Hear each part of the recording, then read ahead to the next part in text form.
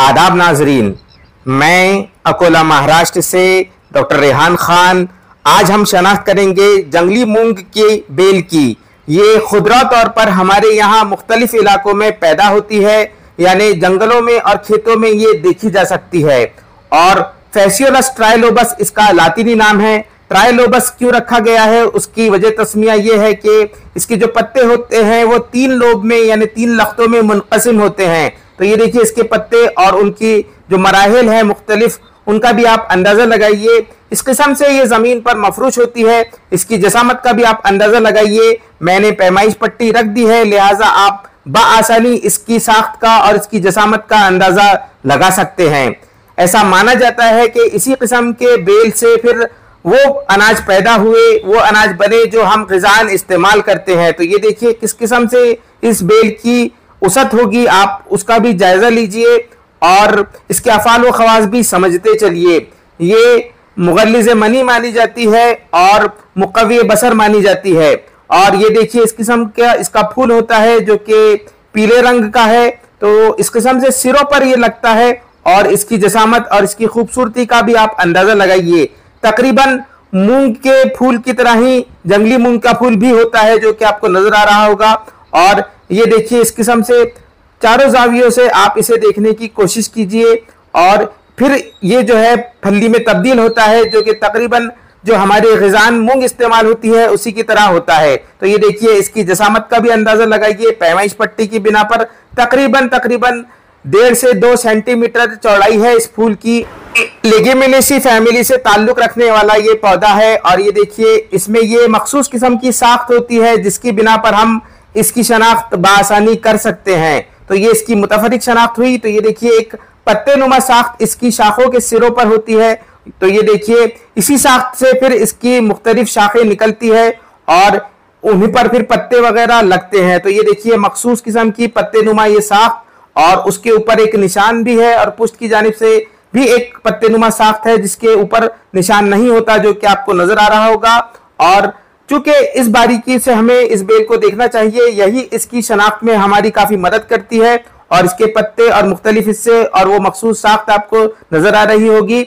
हर मौसम में इस साख्त की बिना पर आप इस बेल की शनाख्त कर सकते हैं। और इसके पत्तों के मुख्तलिफ मराहिल का भी आप अंदाजा लगाइए और उनकी जसामत का भी। तो ये देखिए इसके पत्ते इस किस्म से नजर आते हैं और उनकी जो नशोनुमा के मराहिल है वो भी मैं आपको बता देता हूं। तो ये देखिए इसके पत्तों की नशोनुमा के मराहिल जो आपको नजर आ रहे होंगे मैंने रख दिए हैं। तो इन मराहिल का भी आप अंदाजा लगाइए किस किस्म से इसके पत्तों में तब्दीली वाक़ई होती है। पहले इसके पत्ते 3 के जोड़ में होते हैं, फिर उनके अंदर लख्ते बनने लगते हैं। जैसे जैसे ये नशोनुमा पाते हैं तो उन लख्तों का भी आप अंदाजा लगाइए। और ट्राइलोबस जो नाम रखा गया है उसकी वजह तस्मिया भी समझते चलिए। तो ये इसका पहला मरहला, जबकि इसके पत्ते छोटे होते हैं और बिल्कुल मूंग के पत्तों की तरह ये नजर आते हैं। फिर थोड़े बड़े होने पर इस किस्म से नजर आते हैं। इनके ऊपर और एक साख्त होती है, वो मैं आपको बताता हूं आगे। तो ये देखिए, और जब मुकम्मल नशोनुमा पा जाते हैं तो ये तीसरी हालत में ये आ जाते हैं। इनके ऊपर रुआ भी होता है और पूरे 3 लख्ते बन गए हैं इनके अंदर। तो इस किस्म से इसके लख्ते होते हैं और पुष्ट की जानिब से ये पत्ते कुछ इस किस्म से नजर आते हैं।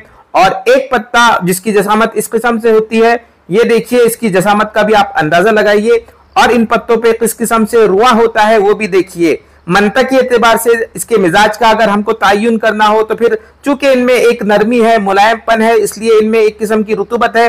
पुष्ट की जानिब से भी ये इन पत्तों पर जो है वो रुआ होता है। तो इसलिए भी हम ये कह सकते हैं कि इनके अंदर रुतूबत है। और वाकईतन ये देखिए एक साख्त भी आपको नजर आ रही होगी, पत्ते नुमा साख्त भी, एक छोटे से पत्ते नुमा साख्त भी इन पर होती है जो कि आपको दिख रही है। और ये देखिए इसकी फलियां कुछ इस किस्म से होती हैं। 3 से 5 के जोड़ में ये फलियां लगती हैं। फिलहाल ये 4 फलियां हैं जो कि बिल्कुल मूंग के फलियों की तरह ही होती है और फिलहाल हरी हालत में है। इस हालत में भी इसे इस्तेमाल किया जाता है। इनके अंदर के बीजों को कुचलकर उनकी चटनी पकाकर भी इस्तेमाल किया जाता है। हालांकि इसके पत्तों को भी सब्जी की तरह पकाकर इस्तेमाल किया जाता है। तो देखिए पकने पर ये फलियां इस किस्म से सियाह रंग में तब्दील हो जाती है और इनके बीजों का भी मैं आपको मुआयना करवाऊंगा। इन फलियों की जसामत का भी आप अंदाजा लगाइए। तो ये देखिए इस किस्म से सिरे पर इस बेल के अंदर से शाखें निकलती है और उन शाखों के सिरों पर पहले फूल लगते हैं, फिर इस किस्म की फलियां लगती है और पकने पर वो सियाह हो जाती है। इसकी जसामत का भी आप अंदाजा लगाइए। तकरीबन 2 इंच या उनसे थोड़ा ज्यादा यानी 2.5-3 इंच की ये फलियां होती है और इनके अंदर जो बीज हैं वो भी दिख रहे होंगे। तकरीबन 9 से 15 बीज इन फलियों के अंदर पाए जाते हैं। तो इनके जो पत्ते हैं इस बेल के, उनका इस्तेमाल भी समझते चलिए। हालांकि इन बीजों का भी, सूखे बीजों का भी इस्तेमाल है और गीले बीजों का भी इस्तेमाल है। काफी मुकवी ये बीज माने जाते हैं, मुकवी बसर बिलखुसूस ये माने जाते हैं। और हमारे यहाँ के देही इलाकों के लोग कहते हैं कि इसके पत्तों की सब्जी पकाकर खाने से जिस्म का कैल्शियम बढ़ता है। तो ये देखिए, इसके बीज हर हिस्सा इसका काफ़ी अहमियत का हामिल है, ख़ासतौर से मुक़व्वियात की नज़र से और मुगल्लिस के नज़र से देखा जाए तो। और इसके जो बीज हैं बिल्कुल मूंग के दाने की तरह ही ये दाने भी होते हैं और इनकी जसामत का भी आप अंदाज़ा लगाइए और इसके अफ़ाल ख़वास जो आपके स्क्रीन पर लिख कर आ रहे हैं उनको भी याद रखने की कोशिश कीजिए।